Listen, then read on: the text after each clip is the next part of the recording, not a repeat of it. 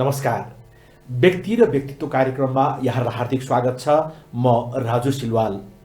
Mega टेलिभिजनको यो साप्ताहिक कार्यक्रममा हामीले विभिन्न क्षेत्रका स्थापित व्यक्तित्वहरूलाई आमन्त्रण गरी उहाँ कार्यरत रहनुभएको क्षेत्रका बारेमा कुराकानी गर्दै आइरहेका छौँ। यसै सिलसिलामा आज हामी सगरमाथाको उचाइ सम्बन्धमा चर्चा गर्न गइरहेका छौँ।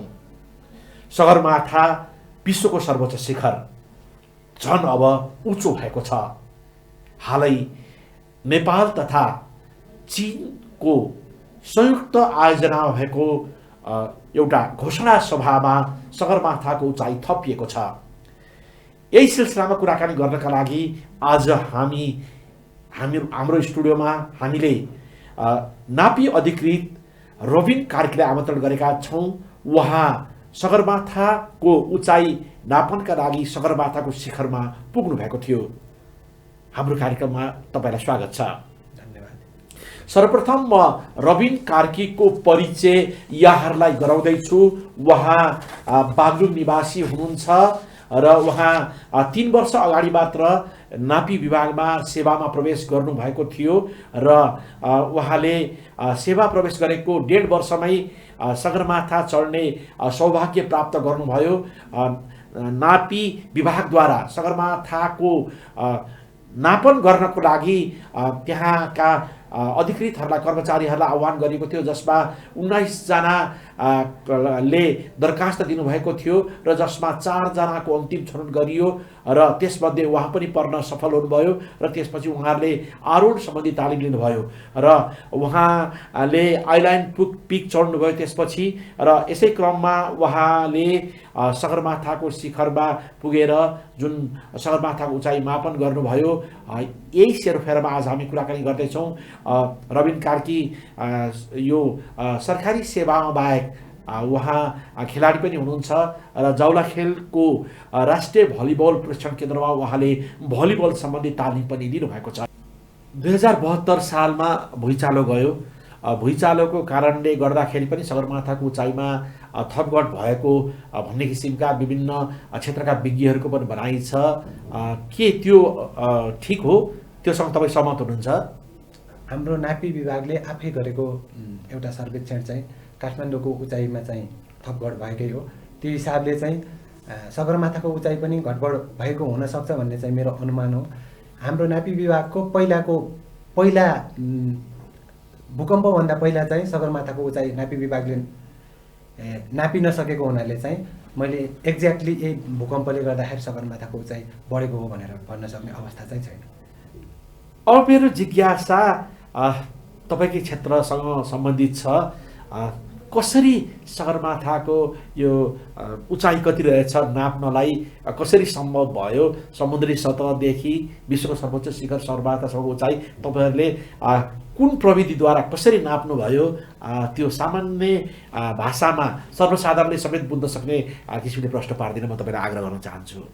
हामीहरूले चाहिँ यो सगरमाथाको उचाइ जुन अहिले 8848.86 मिटर एकिन गरेका छौँ, त्यो चाहिँ हामीहरूले पुरानो विधि र नयाँ विधि, पुरानो ट्रेडिसनल मेथडमा चाहिँ प्रिसाइज लेभलिङ अनि ट्रिगोनोमेट्रिक लेभलिङबाट चाहिँ हामीहरूले उचाइ एकिन गऱ्यौँ, जसमा बे अफ बङ्गालदेखि सिराहाको माडरसम्म इन्डियाले ल्याएको एउटा हाइटको पोइन्ट छ।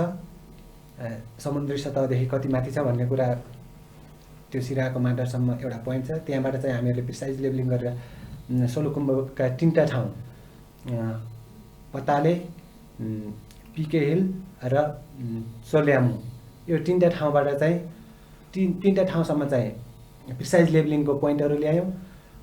एकदम प्रिसाइजले नापेर त्यहाँको उचाइ पत्ता लगायौँ।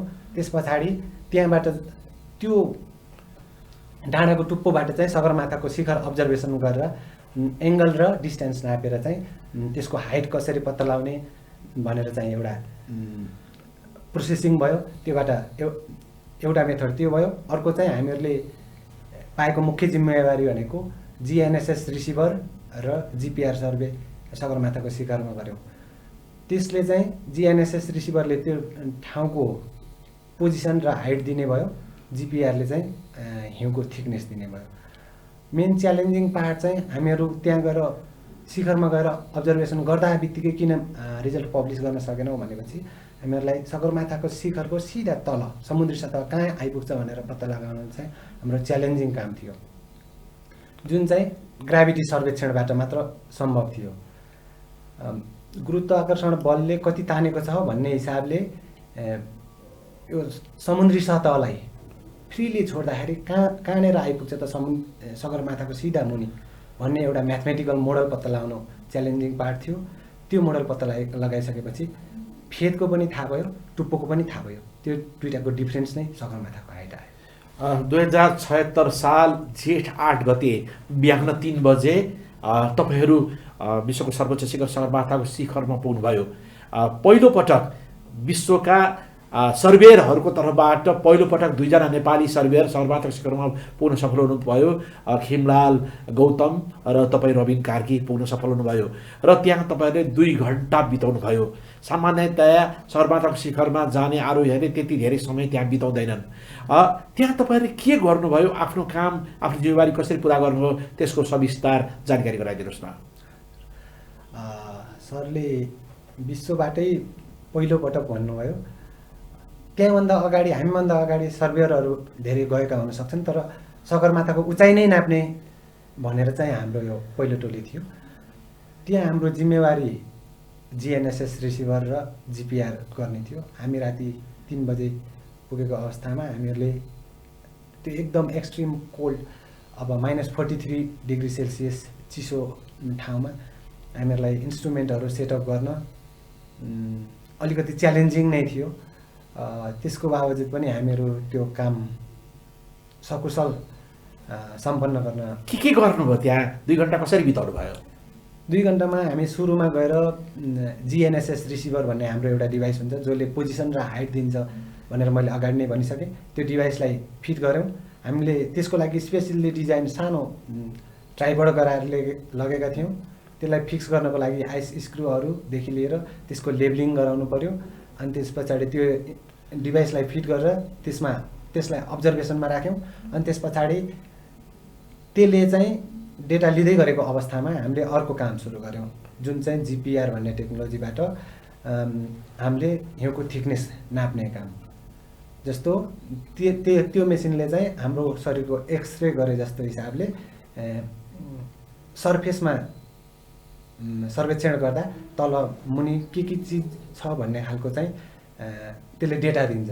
त्यो 2टा काम चाहिँ हामीले शिखरमा गरेका थियौँ त्यो 2 घन्टाको अवधि। नेपाल सरकारको आफ्नै साधन र स्रोतबाट यो कार्य सम्पन्न भएको थियो, जहाँ नेपाली सर्वेयरहरूको जुन सक्रियताबाट यो काम सम्पन्न भयो र यसलाई चीनले पनि सहर्ष स्वीकार्यो र स्वीकारेर यसरी नेपाल तथा चीनको सरकारी तवरबाट यो सगरमाथाको उचाइ घोषणा भयो।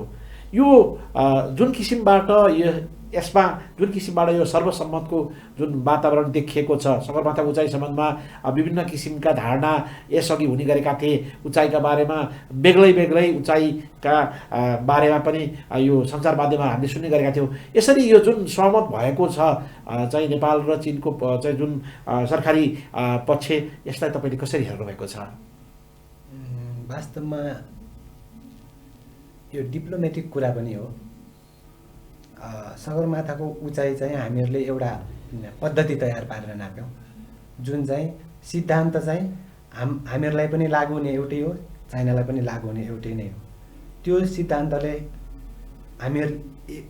जुन सिद्धान्तले हामीहरूले नाप्यौँ त्यो सिद्धान्त चाइनाले पनि फलो गर्यो र अन्त्यमा हामीहरूको रिजल्ट चाहिँ सेम नै आयो।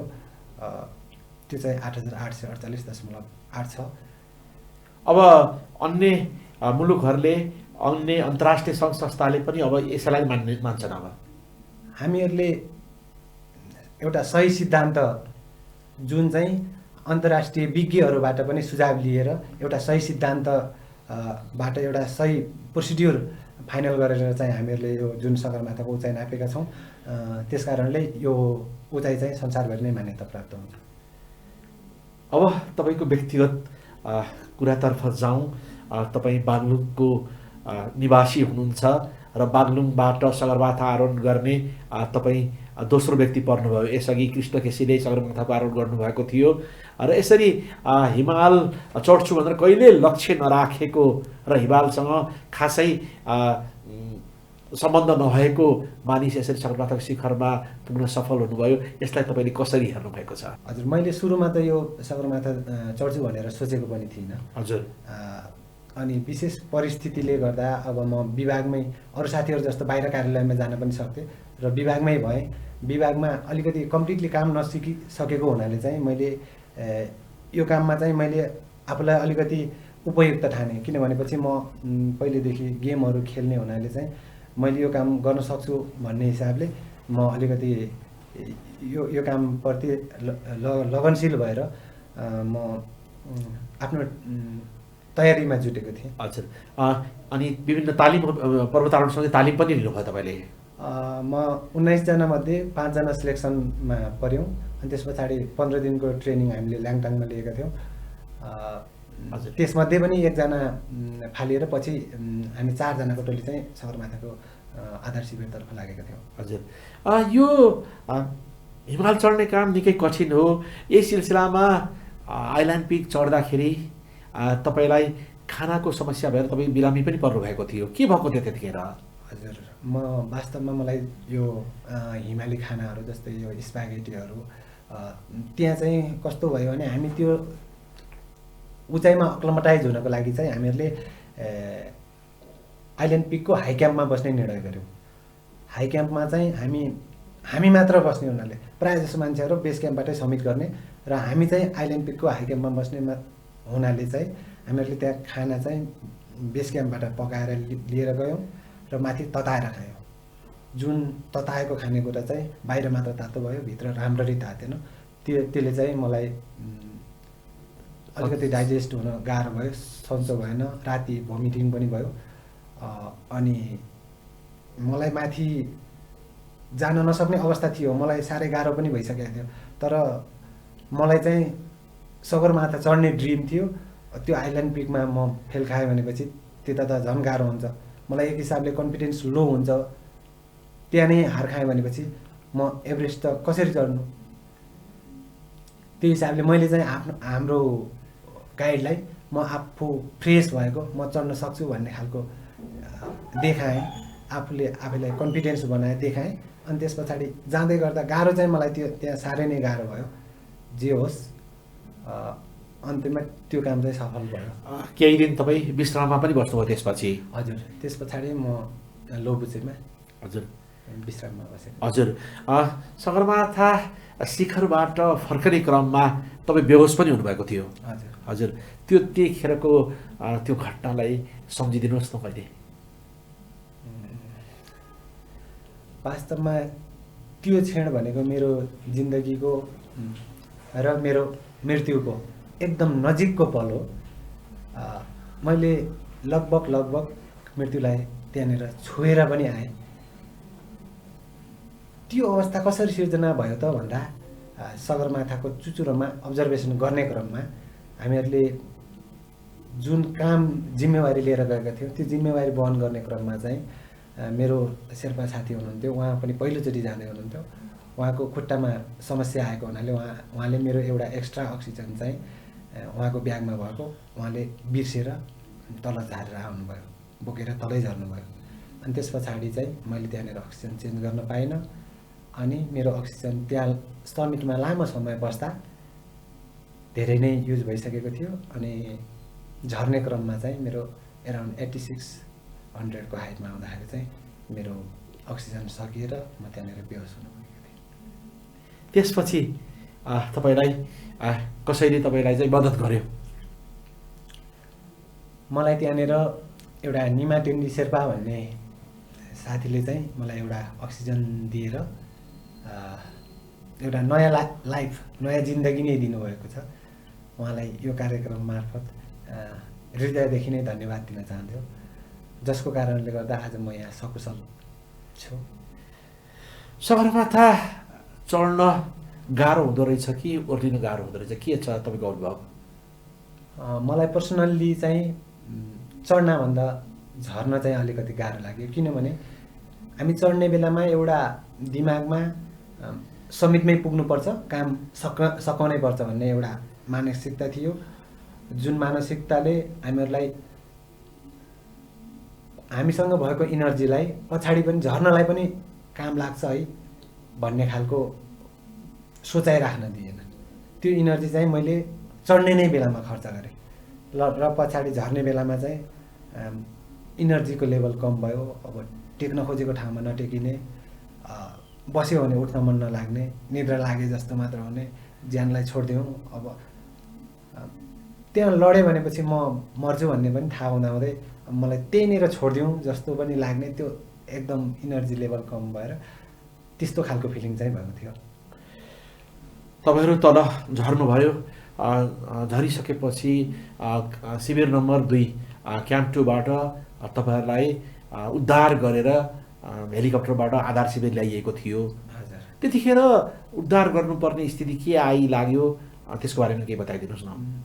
हाम्रो टोली नेता खिमलाल गौतम सरको चाहिँ बुढियाउलामा, खुट्टाको बुढियाउलामा अलिकति फ्रस्ट बाइटको समस्या देखिएको हुनाले जति लामो समय त्यता बस्यो अथवा हिँडेर बेस क्याम्पसम्म झर्दै गर्दा पनि त्यहाँ समय धेरै हुने र त्यो जुन फ्रस्ट बाइटले उपचार राम्रो नपाउन सक्ने अवस्था भएको हुनाले चाहिँ हामी रेस्क्यु हुनु पर्यो।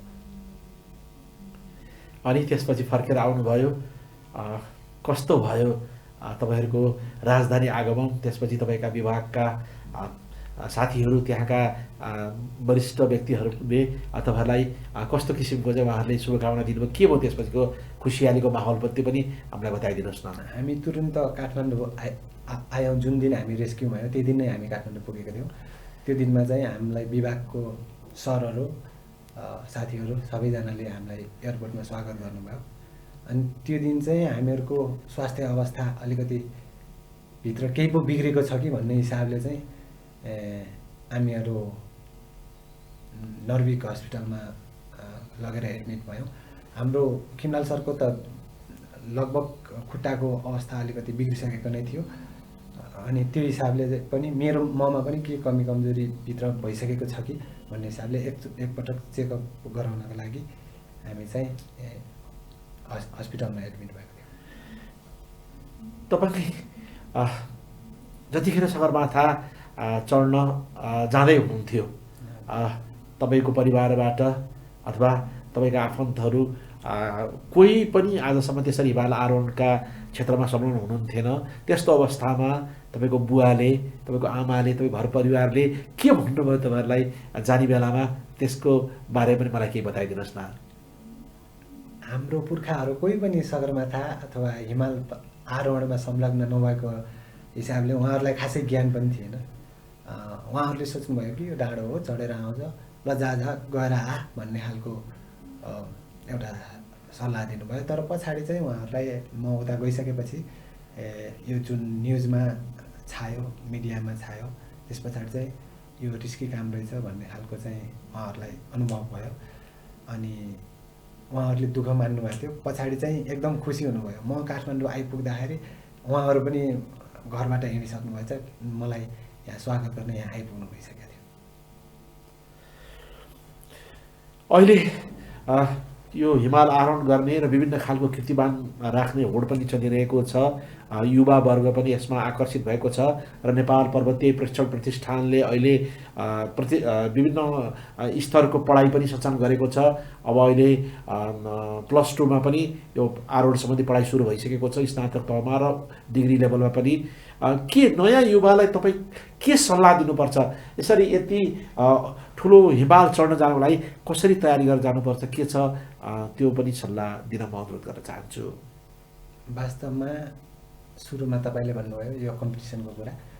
कम्पिटिसन गर्नु नराम्रो कुरा होइन, तर मुख्य कुरा सेफ्टी हो, त्यसलाई मध्यनजर गर्नुपर्छ। अनि जुन पढाइको कुरा, यो चाहिँ नेपालमा पर्यटनको स्कोप एकदम राम्रो छ। हामीसँग हिमालहरू छन्, तराई छ, पहाड छ, हामीसँग सबै किसिमको वातावरण छ, खोलानाला छन्, हामीसँग केही कुराको पनि कमी छैन। त्यो हिसाबले चाहिँ नेपालको पर्यटन प्रवर्धन गर्नको लागि यो पढाइ हुनु भनेको चाहिँ हाम्रो भोलि भविष्य मैले त्यसबाट एकदम सुन्दर देखेको छु। अनि त्यो पढाइले के खालको सन्देश दिन्छ भनेपछि हामीहरू विदेशीहरू पनि त्यो पढाइमा अहिले इन्ट्रेस्टेड भइसकेको अवस्था छ। हामीहरूले हामीसँग भएको चिजलाई पनि विदेशीहरू सामु हामीसँग यस्तो छ है भनेर भन्न नसक्ने अवस्था छ। त्यो समस्याबाट चाहिँ यो पढाइहरूले मुक्त दिलाउनेछ भन्ने चाहिँ आशा गरेको छु। कसरी जानु पर्छ त अब जान चाहनेहरूले हिमालमा अभिरुचि राख्नेहरूले कसरी गयो भने सफल हुन्छ भन्ने किसिमको तपाईँको अनुभव छ? मेरो अनुभवमा चाहिँ यो मुख्य कुरा भनेको सेफ्टी हो। हिमालमा कतिपय ठाउँहरूमा चाहिँ सेफ्टी आफ्नो तर्फबाट पुरै कोसिस गर्दै पनि ज्यान जान सक्ने अवस्था त हुन्छ नै। तर पनि मुख्य कुरा भनेको सबै हिमालमा चाहिने सबै ज्ञानहरू चाहिँ अध्ययन गरेर र एउटा अर्को मुख्य कुरा धेरै प्यासन राख्नु हुँदैन। क्लाइमेटसँग जुझ्छु भनेर पनि हुँदैन। यदि वेदर बिग्रियो भनेपछि फर्कनु नै पर्छ र गाइडले जे भन्नुहुन्छ त्यो चाहिँ मान्नै पर्छ। त्यति भयो भनेपछि चाहिँ त्यो सक्सेस हुन्छ नै भनेर भन्न सक्ने अवस्था त हुँदैन, तर सक्सेसको रेट चाहिँ हाई हुनसक्छ। अब तपाईँको हिमाल प्रति मोह पक्कै बढेको छ र अब सगरमाथा आरोही भइसक्नु भएको छ। अब कहिले जानुहुन्छ हिमाल? हिमाल वास्तवमा एउटा महँगो एडभेन्चर हो। त्यहाँ मलाई एफोर्ड गर्नलाई अलिकति गाह्रो अवस्था पनि हुनसक्छ। हिमाल म जान्छु कुनै दिन, तर ठ्याक्कै अहिले नै जान्छु भनेर भन्न सक्ने अवस्था चाहिँ छैन। हिमालले मलाई भित्रदेखि नै छोइसकेको छ। जुन सगरमाथा आरोहण गर्दाखेरि जुन अनुभव तपाईँले हासिल गर्नुभएको छ, यो अनुभवलाई तपाईँले आगामी दिनमा कसरी अगाडि बढाउने लक्ष्य राख्नु भएको छ? मेरो अनुभवले चाहिँ म भविष्यमा कुनै पनि आरोहणमा गएँ भने मैले सगरमाथालाई जुन रूपले हेरेको थिएँ, जति महत्त्वपूर्ण हिसाबले हेरेको थिएँ, त्यति नै महत्त्वपूर्ण हिसाबले हेर्नेछु। सगरमाथामा जुन कुराहरूलाई ख्याल गरेको थिएँ त्यो कुराहरू अरू हिमालमा पनि ख्याल गर्नेछु। त्यो कुराहरू त्यहाँ पनि लागु हुन्छ। मैले सगरमाथा सबैभन्दा ठुलो हिमाल चढिसकेँ, अब यो सानो म आनन्दले चढिदिन्छु भन्ने हिसाबले हेर्दिनँ। किनभने सबै हिमालहरूमा रिस्क हुन्छ, सबै हिमालहरूमा आफ्नो आफ्नो विशेषता हुन्छ। त्यो हिसाबले चाहिँ सबै हिमालहरू आरोहणको लागि चाहिँ खतरनाक नै छ। अन्तमा मेरो तपाईँसँग जिज्ञासा, यत्रो राष्ट्रिय गौरवको काममा तपाईँ संलग्न हुनु पाउनुभयो, सगरमाथाको उचाइ बढ्यो र उचाइ जुन थपिएको जुन अभियानमा तपाईँले आफूलाई पनि सरिक गर्न पाउनुभयो, यो जुन खुसीको माहौल छ, यति ठुलो प्रसङ्ग छ, यसलाई तपाईँले आफूले व्यक्तिगत रूपमा कस्तो अनुभूति गरिरहनु भएको छ? म यो हाम्रो राष्ट्रिय गौरवको प्रोजेक्टमा काम गर्न पाउँदा एकदम खुसी छु। म मात्र नभएर यो नापी विभाग, नापी पेसाकर्मी अनि सम्पूर्ण नेपालीको गौरवको कुरा हो। यो कार्यक्रमले गर्दा हाम्रो यो नापी पेसाकर्मीहरूको स्तर कहाँ छ त भन्ने कुरा यो संसारले नै बुझिसकेको अवस्था छ र अहिले संसारले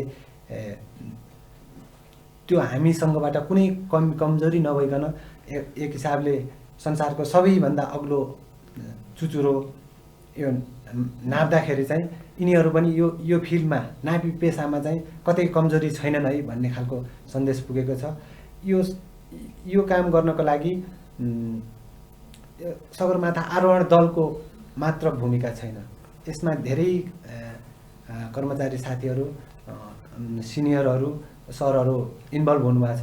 उहाँहरूले चाहिँ सबै जसको जुन जुन क्षेत्रमा एउटा क्यापासिटी थियो त्यो चिनेर एउटा ग्रुप बाँधेर लगेर आज यो सगरमाथाको उचाइ चाहिँ यो जनताले बुझ्ने भाषामा ठ्याक्क यति भनेर 8848.8 छ भनेर भन्न सक्ने अवस्था निकाल्नु भएको छ।